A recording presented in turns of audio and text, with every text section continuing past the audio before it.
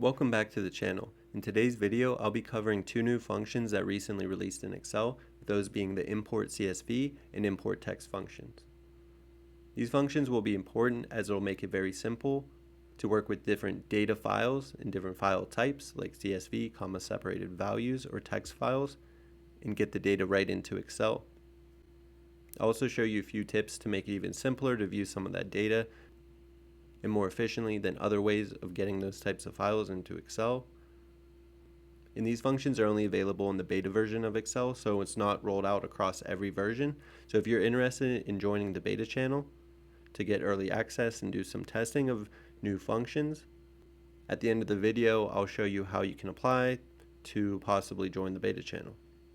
And with that being said, the first function, we'll start by typing equal, and then we'll start typing import. So IMPORTCSV and IMPORTTEXT will both show up. We'll double click and we'll want a path. So it'll be a path to the file. So if we go into our File Explorer, and then we'll go to the folder that's holding the CSV file that we want to import. We can right click on the file. We'll want to make sure we have that selected and then just click copy as path. So then we'll go back into Excel and then press Control V, and Microsoft Office will identify that as a potential security risk.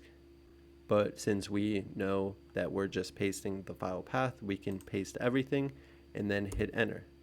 And so this will import the data that was within that CSV file straight into Excel. So a little bit about CSV, that stands for separated values. And I'll quickly show you the two most common formats that you'll see as CSV file.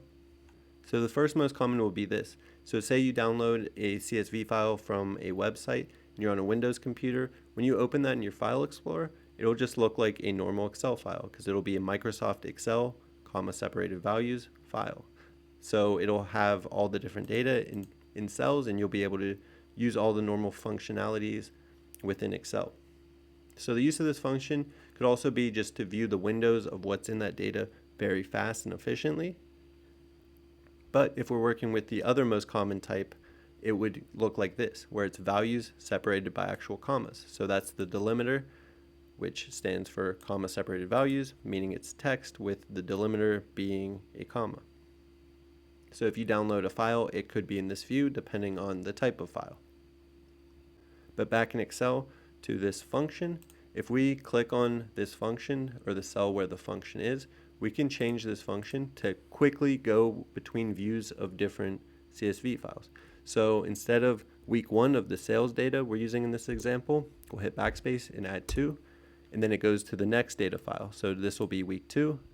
If we change this to week 3 and hit enter, it will go to week 3. So another way we could even make this simpler for someone using this function would be if we go into this function, we add a double quote and then another double quote, and then instead of this 3, we'll pick a cell. But first we need to add an ampersand. Then we could say, we'll just say cell I1, then we'll add another ampersand and hit enter. So now whatever we put in here, so say it's a 1, it will go to week 1. So we could make these weeks just store the value of whatever this file is, since if we go back to the File Explorer, these all have a common name, being 2026, sales order, week 1, week 2, week 3. So all we're changing is that one number at the end of the file. So having the similar naming conventions could really help in this case. So if we put week 2, it'll go to week 2, and then if we go back to that cell and just put a 3, it'll go to week 3. So instead of having to go into this function and manually change it, we can just use this cell value to change the file path. Also, within this function, the only argument that's needed is the path. But if we put a comma, skip rows, so it'll be the number of rows we want to skip. So let's say we put a 1, it will now take out the weekly sales that's at the top. So let's remove that. And hit enter, weekly sales will pop back up. But if we put another comma just to skip this optional argument, we can now take rows. So let's say we only want to take 3 rows, we can hit enter, and it will only take the first 3 rows.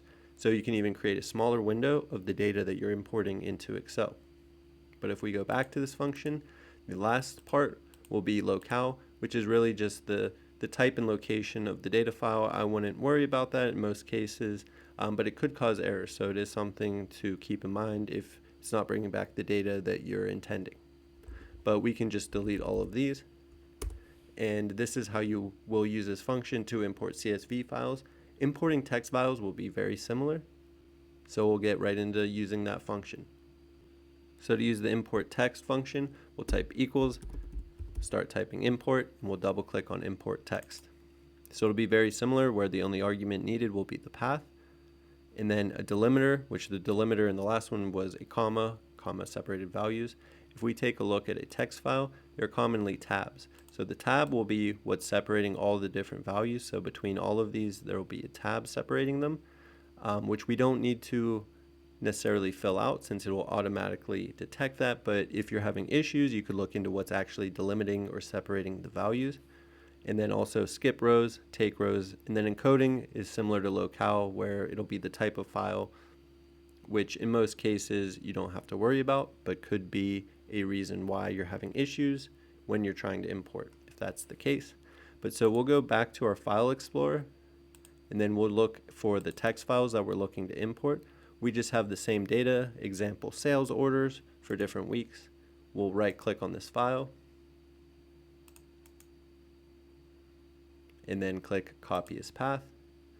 We'll go back to our Excel file, and then press Ctrl V to paste the path, and just click paste everything for this notice, hit enter, and it will take that text file and show us a window of the values within that file.